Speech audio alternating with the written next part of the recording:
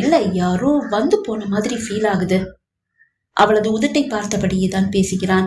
அவள் உதடு கருப்பு நிறத்தில் இருக்கிறது. அதை கண்டதும் தான் இவளை சந்தேகிக்கிறோமோ என்று அவனுக்கு தோன்றியது. செக்க செவேல் என்று சிவந்து போன தன் உதட்டை மறைக்க அவள் அந்த நிறத்தில் சாயத்தை பூசி இருப்பது அவனுக்கு தெரிய வாய்ப்பேது. அவன் தன் உதட்டை பார்த்தபடியே பேசுவதால் அவள் மனதில் ஒரு நடுக்கம். அவனுக்கு தன் மீது சந்தேகம் வந்து விட்டதா?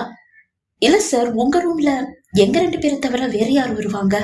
ஆமா, உங்க 2 பேரை தவிர வேற யார் வருவாங்க, அதனாலதான் கேட்டேன். அவன் அப்படி கேட்டதும் ஏதோ சந்தேகத்தோடு பொருள்பட அவன் பேசுவது போல் அவளுக்கு தோன்றியது. சரி, இந்த நேரத்துல எங்க கிளம்பிட்டீங்க? பசிக்குது சார், சாப்பிடலான்னு. ஆர்டர் பண்ணா ரூமுக்கே வருமே.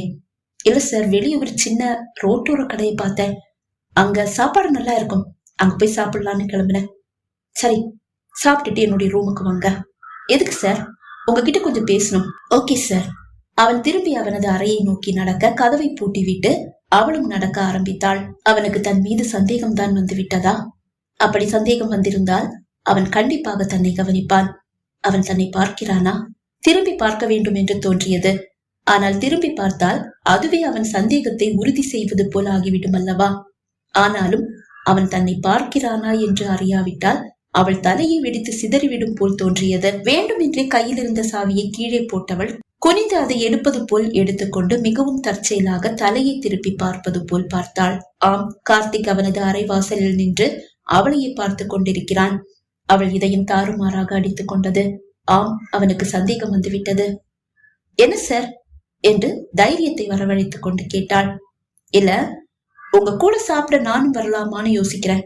வர்றதா இருந்தா வாங்க சார், அங்க சாப்பாடு ரொம்ப டேஸ்டா இருக்கும். ஓகே என்றவன் அவளை நோக்கி வந்தான்.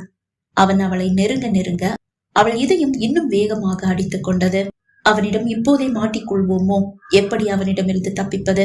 ஸ்வெட்டர் காலரை சரி செய்வது போல் அதை மேலே தூக்கி விட்டு கொண்டாள். தலையில் குரங்கு தொப்பி, கழுத்தில் மஃப்ளர் எல்லாம் அணிந்து பக்க ஆணாக தோன்றுகிறாள். ஆனாலும் அவனுக்கு சந்தேகம் வந்துவிட்டதே. சந்தேகம் என்று வந்துவிட்டால் அவன் அனைத்தையும் கவனிப்பான்.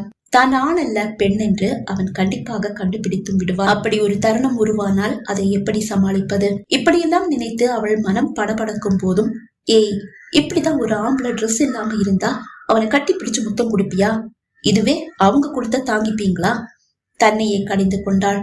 எவனோ ஒரு ஆம்பளை இல்லையே, என்னுடைய கார்த்திக் தானே. அவர் மேல எனக்கு காதலும் இருக்கு, ஆசையும் இருக்கு. அதனாலதான் நல்ல ஒரு வாய்ப்பு கிடைச்சதும் யூஸ் பண்ணிக்கிட்டேன். ஆனா இப்படி மாட்டிப்பேன்னு தெரியாம போச்சே.